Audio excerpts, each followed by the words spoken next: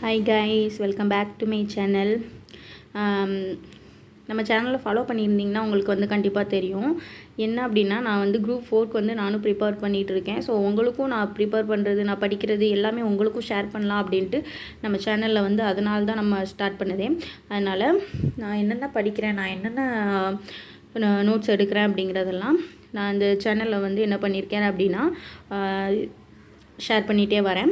So உங்களுக்கும் இந்த மாதிரி படிக்கிறீங்க, நீங்கள் ப்ரிப்பேர் பண்ணிகிட்ருக்கீங்க, குரூப் 4 குரூப் 2 எதுக்குனாலும் ப்ரிப்பேர் பண்ணிகிட்ருக்கீங்க அப்படின்னா கண்டிப்பாக நீங்களும் சேனலை சப்ஸ்கிரைப் பண்ணி வைங்க. உங்களுக்கு இதிலேருந்து நிறைய யூஸ்ஃபுல்லான வீடியோஸ் எல்லாமே, நிறைய டாபிக்ஸ் எல்லாமே இருக்குது.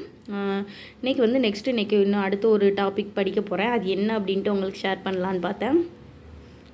நெக்ஸ்ட்டு என்ன அப்படின்னா, ஜென்ரல் சயின்ஸ்லேருந்து இன்றைக்கி வந்து படிக்கிறேன். ஸோ என்ன கொஸ்டின், நான் ப்ரீவியஸ் இயர் கொஸ்டின்ஸ் ஒன்று எடுத்து வச்சுருக்கேன்.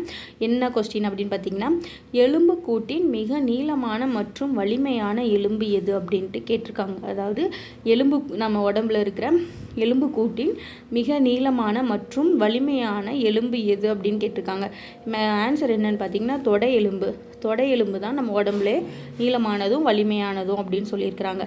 அதை பற்றி என்னென்ன டீட்டெயில்ஸ் இருக்குது, எக்ஸ்ப்ளனேஷன்ஸ் எல்லாமே இருக்குது அப்படின்ட்டு இந்த இதில் பார்க்கலாம். என்ன சொல்லியிருக்கிறாங்க அப்படின்னு பாருங்கள். தொடை அல்லது ஃபீமர் அது பேர் சரியா, இன்னொரு பேர், நீங்கள் தொடை எலும்புனாலும் ஓகே, ஃபீமர்னாலும் ஓகே. அப்படியே தொடை எலும்பு அல்லது ஃபீமர் எலும்பு என்ன அழைக்கப்படுது? இது வந்து ஃபீமர், இங்கிலீஷில் ஸ்பெல்லிங் பார்த்துக்கோங்க, FEMUR. ஓகே. நடுச்செவியில் உள்ள ஸ்டேபஸ் என்ற எலும்பே மிகச்சிறிய மற்றும் லேசான எலும்பாகும். அதாவது மிக நீளமான எலும்பும் நம்ம பார்த்தாச்சு, வலிமையான எலும்பும் தொடை எலும்பு அப்படின்னு சொல்லியிருக்கோம். அப்போ மிகச்சிறிய எலும்பு என்னது? அது மட்டும் இல்லாமல் லேசான எலும்பு என்னது அப்படின்னா நடுச்செவி, நம்ம காதோட நடுச்செவியில் உள்ள ஸ்டேபஸ், அது பேர் வந்து ஸ்டேபஸ். அந்த எலும்பு வந்து இருக்கிறதுலையே மிகச்சிறிய மற்றும் லேசான எலும்பு அப்படின்ட்டு என்ன பண்ணுறாங்க, சொல்லியிருக்கிறாங்க. ஓகேவா. தொடை எலும்பு 18 அங்குலம் கொண்டது. இந்த தொடை எலும்பு எத்தனை அங்குலம் இருக்குது அப்படின்னா 18 அங்குலம். சரியா, 18 அங்குலம். ஸோ இதுதான் கொஸ்டின். என்னென்னா, எலும்புக்கூட்டின் மிக நீளமான மற்றும் வலிமையான எலும்பு எது அப்படின்னு கேள்வி கேட்டாங்கன்னா அதுக்கான ஆன்சர் தொடை எலும்பு. அது மட்டும் இல்லாமல் கீழே வந்து இம்பார்ட்டன்ட் பாயிண்ட்ஸ் எல்லாமே உங்களுக்காக நான் கொடுத்துருக்குறேன். இதிலிருந்தும் கேள்விகள் கேட்குறதுக்கான சான்சஸ் இருக்குது. ஸோ இதையும் நீங்கள் என்ன படிக்கங்க, நோட்ஸ் எடுத்து வச்சு படிச்சுக்கோங்க.